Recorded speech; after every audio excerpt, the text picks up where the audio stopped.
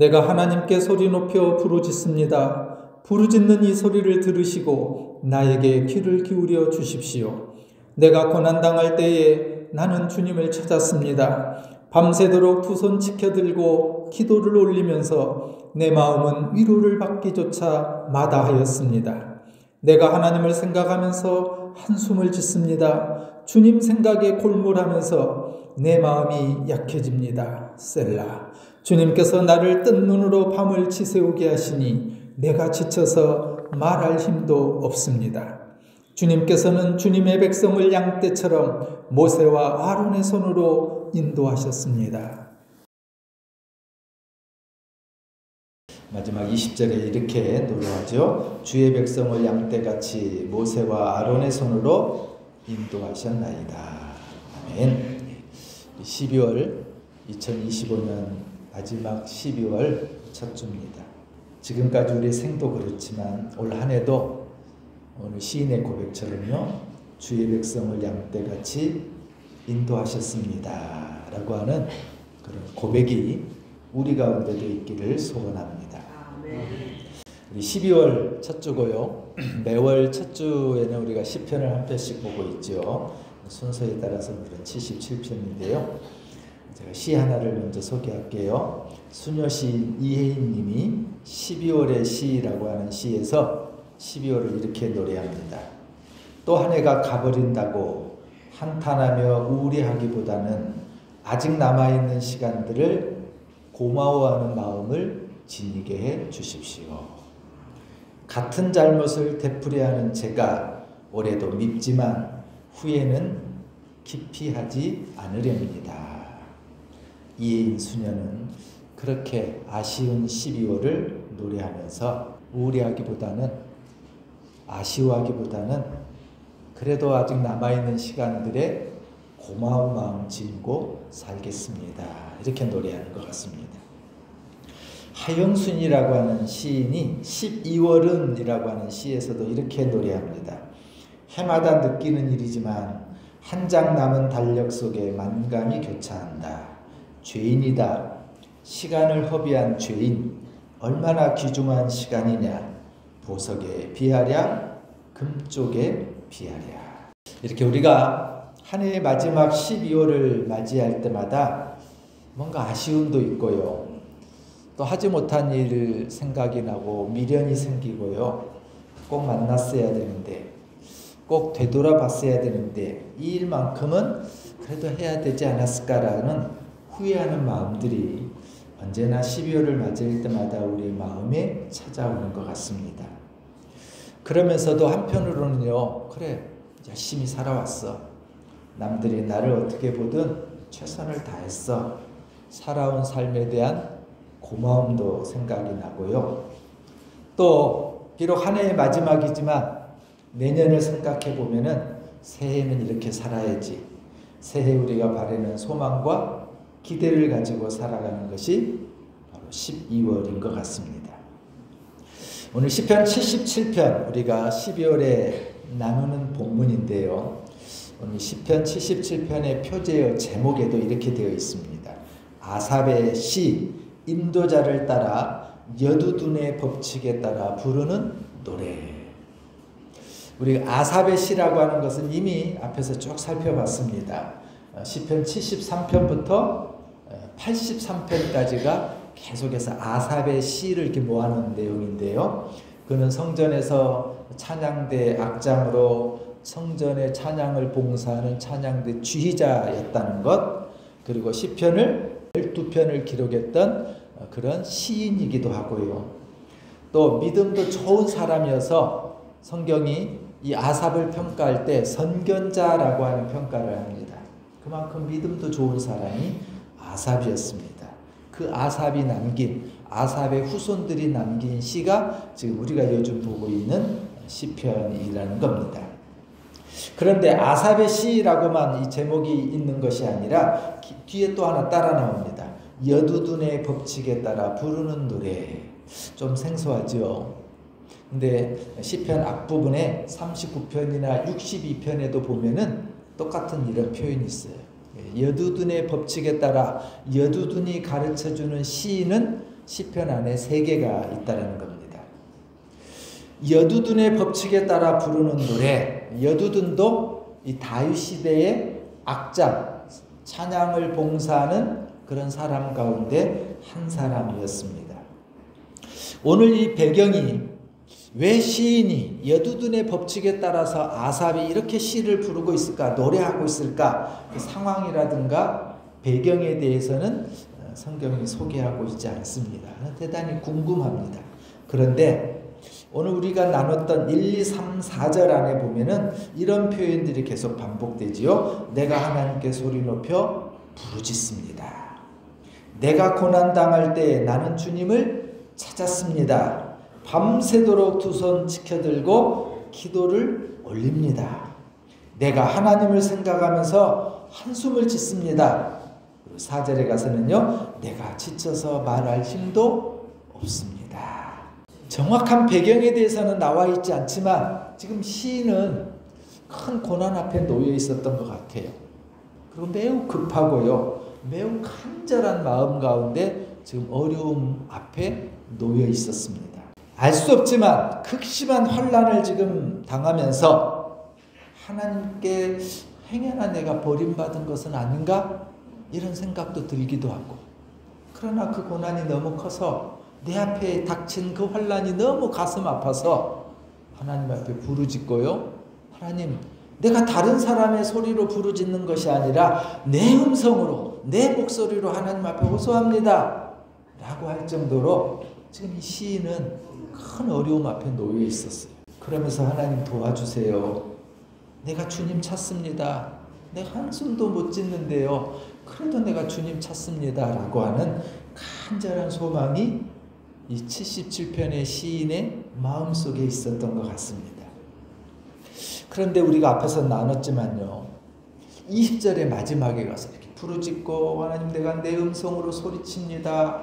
하나님, 내가 한숨 짓습니다. 하나님 앞에 내가 소망을 두고 삽니다 라고 하면서 그렇게 고난 앞에, 환난 앞에 안절부절 못하고 간절하고 급했던 이 시인이 마지막 20절에 가서는 전혀 다른 고백을 하는 거예요. 주님께서는 주님의 백성을 양떼처럼 모세와 아론의 손으로 인도하셨습니다. 아멘. 어떻게 고난을 이겨냈는지 모르지만 오늘 시인은 앞에서 부르짖습니다. 내가 한숨 짓습니다. 너무 아쉽고 안타깝고 힘이 듭니다. 내가 밤새도록 손을 들어 주님 앞에 기도하고 있습니다. 그 고난을 이겨낸 사람이었던 거예요.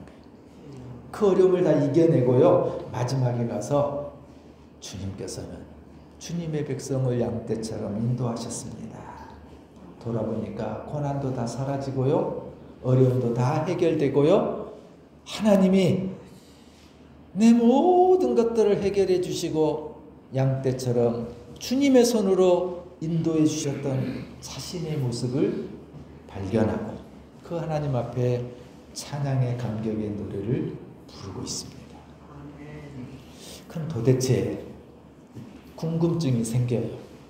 그 고난, 어려움, 환난 앞에 어떤 제목처럼요, 어떤 여두둔의 법칙에 따라서 그 사람이, 이 시인이 고난을 이겨냈는지, 도대체 여두둔의 법칙이 뭐였기에 그 여두둔의 법칙을 통해서 마지막에 주님의 손으로 나를 인도해 주셨습니다 라고 하는 찬양을 드릴 수 있었을까?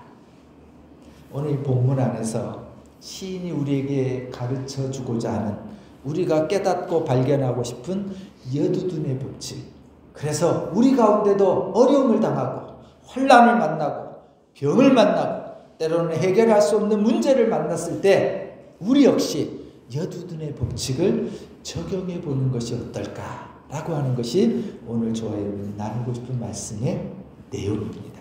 저는 이 본문 안에서 크게 여두둔의 법칙 3가지를 찾아봤습니다. 먼저 그 3가지를 먼저 말씀드릴게요. 첫 번째는요, 하나님께 기도하는 겁니다. 오늘 본문의 시인은 부르짖는다 이렇게 표현하지요. 두 번째는요, 하나님의 행하시는 일을 기억하는 거예요. 세 번째는요, 그 위대한 하나님을 고백하는 일입니다. 여두둔의 법칙은 이 3가지예요. 기도, 기억, 고백. 세 가지를 좀 더 구체적으로 찾아보겠습니다. 첫 번째 여두둔의 법칙, 하나님께 기도하라.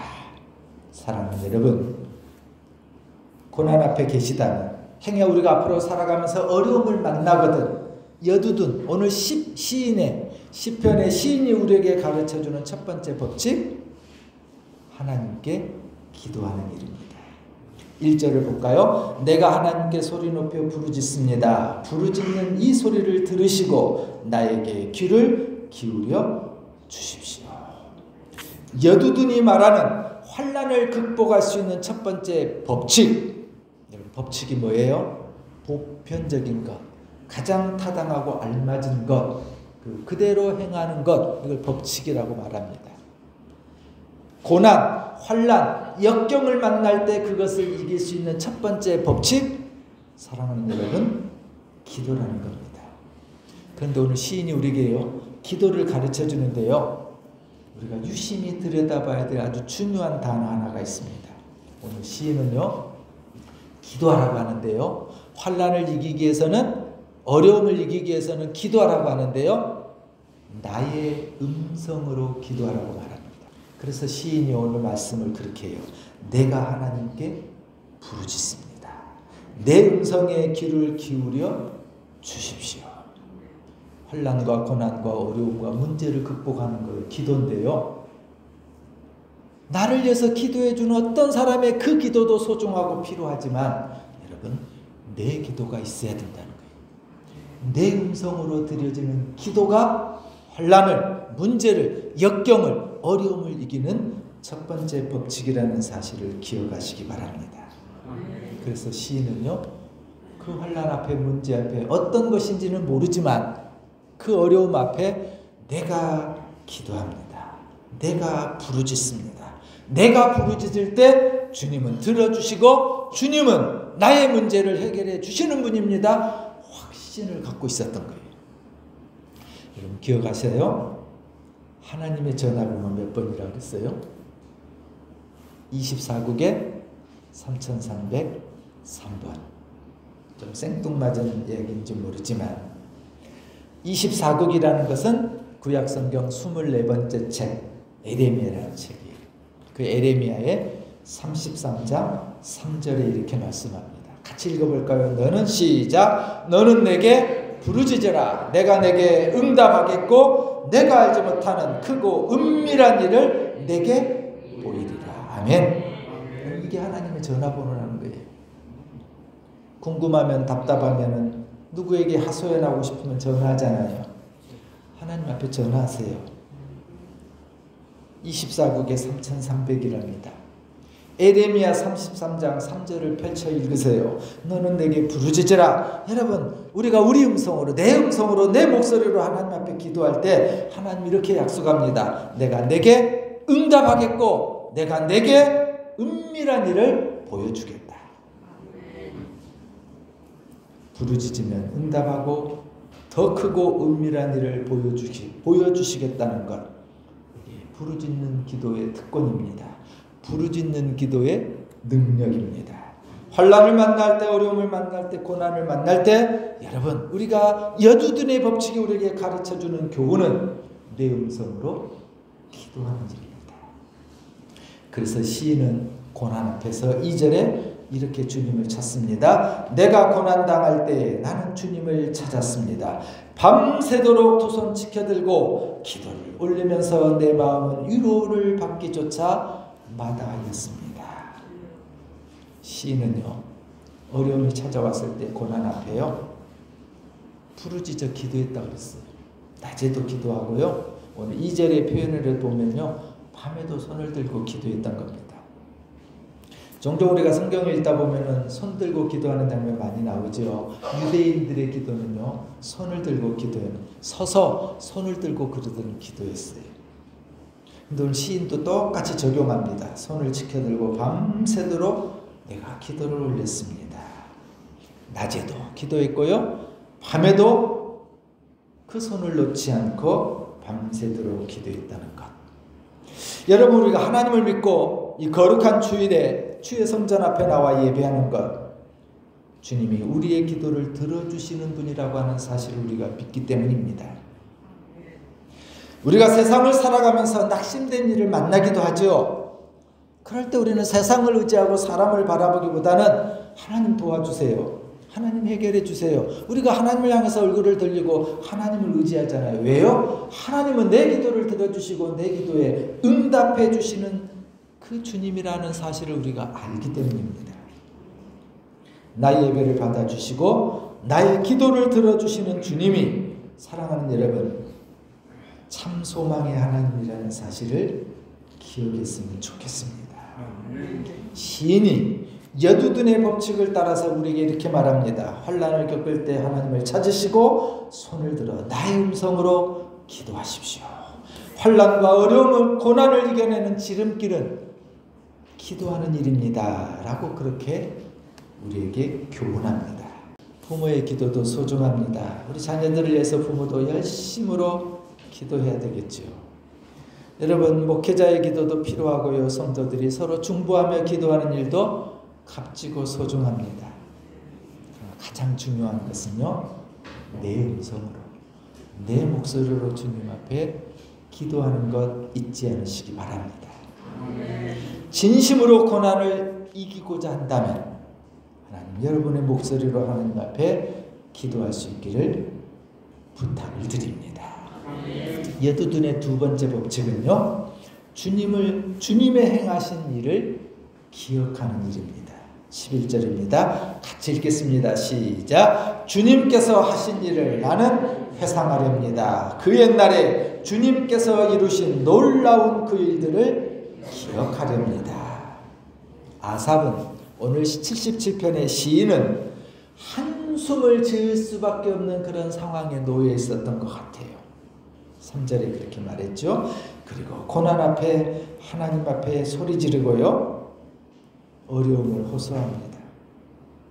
너무너무 답답해서요, 밤새도록 두 손을 들고 주님을 찾았습니다. 뜬 눈으로 밤을 지새우고요. 4절에 보면은요, 말할 힘조차 없는 아픔이 얼마나 컸든지요, 답답한 상황이 얼마나 자신을 눌렀든지요, 말할 힘조차 없었던 그런 상황이었습니다. 근데 이 시인이 10절에 와서 이렇게 얘기해요. 가장 높으신 분께서 그 오른손으로 일하시던 때 나는 그때를 사모합니다. 시인이 지나온 세월을 되돌아보니까요, 내가 지금 이렇게 아프고 환난을 당하고 어렵고 힘든 것, 그래서 내가 소리 지르고 호소하고 하나님을 찾고 있는데, 생각해 보니까 지난 세월 하나님의 오른손으로 행하신 일들이 너무 많았던 거예요. 내가 살아온 것 되돌아보니까 내 힘으로, 내 의지로, 내 방법으로, 세상의 도움으로 산 것이 아니라 하나님 당신의 그 오른손으로 행하셨던 일이 너무 신기로운 것이, 기이한 일인 거예요. 오늘 시인은, 아삽은 그게 생각나는 거예요. 그래, 내가 좀 어렵지만 힘들지만, 그래, 내가 지금까지 살아온 것 하나님의 은혜였어. 하나님의 오른손으로 행하신 일이었기에 내가 그래도 이만큼 살아온 거 아니야? 여러분, 성경에서 오른손은 항상 하나님의 능력을 나타내거든요. 시인은 알았던 거예요. 하나님 당신의 능력으로 내가 살아왔습니다. 내가 비록 지금 어려움 가운데 있지만, 힘이 들지만, 한숨 짓지만, 하나님 앞에 말할 힘조차 없지만, 하나님, 그러나 하나님의 능력으로 내가 살아왔습니다. 여러분, 시인만이 아니죠. 올 한 해 여러분, 우리가 살아온 삶을 되돌아보면 하나님께서 하셨다고 고백할 만한 일들이 너무나도 많잖아요. 때로 알 수 없고 이해할 수 없는 일들이, 오늘 시인이 말하는 것처럼요, 참 기이한 일들, 참 이상하다. 어떻게 그렇게 그 사람을 만나게 하고, 어떻게 그런 상황과 환경 가운데서 문제가 말끔히 해결이 되고, 난 도저히 이해할 수 없는데, 알 수 없는데, 되돌아보니까 하나님이 우리 가정에, 하나님이 내 인생 가운데 찾아오시고, 하나님이 우리 교회 가운데 간섭해 주셔서 하나님께서 문제를 해결해 놓으시고, 사람을 만나게 하시고 환경을 다스려 주셔서 하나님 이만큼 살게 오셨다. 기이하고 신기한 일들 얼마나 많았던가요. 여러분, 내가 예수 믿게 된 것, 여러분 내가 그리스도인으로 살아가는 것, 우리의 의지나 우리의 힘이나 내가 노력하고 내가 결단하고 그래서 내가 예수 믿은 것 같은데 되돌아보니까요, 하나님이 하셨습니다 라고 하는 말로밖에는 답을 얻을 수밖에 없는, 돌아보니까 내가 한 것이 아니라 하나님이 하셨다는 것을 우리는 그제서야 깨닫게 됩니다. 여전히 해결되지 않는 문제가 있다면, 그래서 그것이 괴롭다면 예두든이 제안하는 두 번째 고난을, 환난을, 어려움을 극복하는 방법을 기억하시기 바랍니다. 하나님이 하신 일을 생각하는 거예요. 내 인생 가운데 하나님이 하셨던 일을 생각해 보시고요. 성경 안에서 하나님이 하셨던 일을 생각해 보시고요. 올 한 해만도 지난 세월을 하나님이 베푸셨던 일들을 기억해 보시기 바랍니다. 주님은 어제나 오늘이나 영원토록 동일하신 분. 그래서 주님은 지금도 그렇게 우리의 삶 가운데 간섭하시고 개입하시고 역사하시고 은혜를 베풀어 주시는 하나님이라는 사실을 기억하시기 바랍니다. 사도 바울은 로마서 8장에서 이렇게 고백합니다. 로마서 8장 35절에 누가 우리를 그리스도의 사랑에서 끊으리요? 환난이나 공고나 박해나 기근이나 적신이나 위험이나 칼이라. 바울이 여기서 말하고 있는 환난, 곤고, 박해, 기근, 적신, 위험, 칼은 여러분 우리가 세상을 살아가는 모든 사람들이 만나는 어려움의 내용들입니다. 근데 바울은 그렇게 얘기해요. 우리가 세상을 살아가면서 만나는 그 모든 고통들, 그 어떤 것이라 할지라도 그것이 주님의 사랑에서 우리를 끊을 수 없다라는 거예요. 바울은 그 사실을 알았어요. 그래서 바울은 37절에 가서 또 이렇게 고백합니다. 그러나 이 모든 일에 우리를 사랑하시는 이로 말미암아 우리가 넉넉히 이기느니라. 아멘. 바울은 우리에게 이렇게 위로합니다. 어쩌다 이기는 게 아니라요, 간신히 이기는 게 아니라 우리는 넉넉히 이기는 존재라는 거예요. 어렵습니까? 무겁습니까? 여전히 어둠이 있습니까? 고통스럽습니까? 가장 높으신 분께서 오른손으로 일하고 계시다는 사실, 그래서 우리를 넉넉히 이기게 하신다는 것 여러분 기억하시기 바랍니다. 이것이 여두둔이 우리에게 가르쳐 주신 환난을 만나거든 그 환난을 이길 수 있는 두 번째 법칙입니다. 세 번째는요, 위대한 하나님을 고백하라는 겁니다. 13절 볼까요? 하나님, 주님의 길은 거룩합니다. 하나님만큼 위대하신 하나님이 누구입니까? 시인은 이렇게 말해요. 주님의 길은 거룩합니다. 하나님은 위대합니다. 한번 고백해 볼까요? 주님의 길은 거룩합니다. 하나님은 위대하십니다. 주님의 길이 거룩하다는 얘기는 뭐냐면요, 하나님의 방법은 항상 옳습니다. 하나님은 언제나 완전합니다. 하나님의 방법은 언제나 옳습니다. 이게 주님의 길이 거룩하다는 뜻이에요. 사랑하는 여러분, 지금 비록 막혀 있고요, 비록 지금 고통스럽고요, 어둠에 있다 하더라도 결국 하나님은 우리를 옳은 길로, 완전한 길로 인도하실 겁니다. 주님은 거룩하기 때문입니다. 주님은 위대하시기 때문입니다. 이사야 선지자는 이사야 55장 9절에서 이렇게 말합니다. 하늘이 땅보다 높듯이 나의 길은 너희의 길보다 높으며 나의 생각은 너희의 생각보다 높다. 그렇습니다. 주님의 길은 거룩하기 때문에 언제나 사람의 길보다 하나님의 길이 높다라는 사실입니다.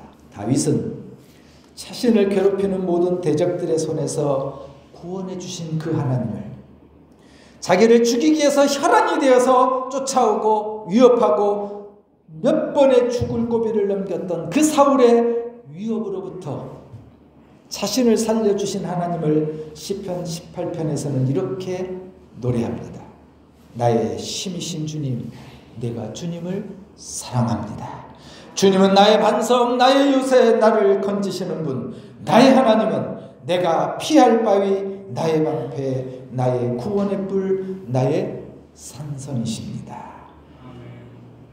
다윗이 이 찬양을 드릴 때요, 나의 힘이신 주님, 내가 주님을 사랑합니다. 이 찬양을 드릴 때 다윗은 다윗의 문제가 해결되지 않았습니다. 여전히 자신을 죽이는 많은 무리들이 있었고, 자신을 쫓는 많은 무리들이 있었고, 자신을 죽을 위협에 빠뜨리는 사울이 여전히 있었습니다.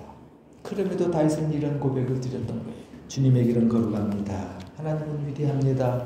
오늘 아사 시인이 고백하는 것처럼, 여러분, 고난 앞에, 어려움 앞에, 문제 앞에 그 문제를 해결할 수 있는 세 번째 법칙은 우리의 입술로 주님을 고백하는 겁니다. 이 고백이 환난을 이기는 세 번째 법칙이기 때문에 그렇습니다. 이렇게 기도로, 기억함으로, 고백함으로 고난을 이겨낸 아사, 여두둔의 법칙을 따라서 모든 문제가 해결된 시인은 마지막에 이렇게 찬양으로 마무리합니다. 주님께서는 주님의 백성을 양떼처럼 모세와 아론선으로 인도하셨습니다. 아멘. 여러분, 우리가 잘 아는 것처럼 양은 자기 스스로를 지킬 능력이 없는 동물입니다. 그래서 양에게는 반드시 목자가 필요하고요, 목자의 돌봄이 있어야 되고 목자의 인도가 필요한 동물입니다. 사랑하는 여러분, 주님께서는 저와 여러분의 목자가 되어주셔서요, 양떼 같은 우리를 돌봐주시고 인도해 주시고요, 우리의 앞날을 영원토록 보호하시고 주장하실 거룩하신 분이십니다. 하나님께서 나의 목자가 되셔서 나를 인도하고 계신다면 여러분, 그 누구도 그 무엇도 오늘 바울의 고백처럼 양떼인 우리를 건드릴 수 없습니다. 그리스도의 사랑에서 끊을 수 없습니다. 우리는 이기되 넉넉히 이기게 되어 있습니다. 목자이신 하나님이 위대하시고 전능하신 분이기 때문에 그렇습니다. 하늘에는 영광, 땅에는 평화. 이 땅에 평화의 왕으로 오시는 아기 예수님의 탄생을 기다리는 대림의 절기입니다. 목자 되시는 주님을 기다리고 오실 그 주님과 동행하며, 우리도 오늘 시편 77편의 아삽이 여두둔의 법칙을 우리에게 가르쳐 주는 것처럼 주님께서는 주님의 백성을 양떼처럼 인도하셨습니다. 찬양으로 올 한 해를 마무리하고 찬양으로 우리 인생을 마무리할 수 있는 은혜가 우리 가운데 함께 하시기를 주의 이름으로 축원합니다. 아멘. 찬양하겠습니다. 예수 인도하셨네. 복음송 가는데요.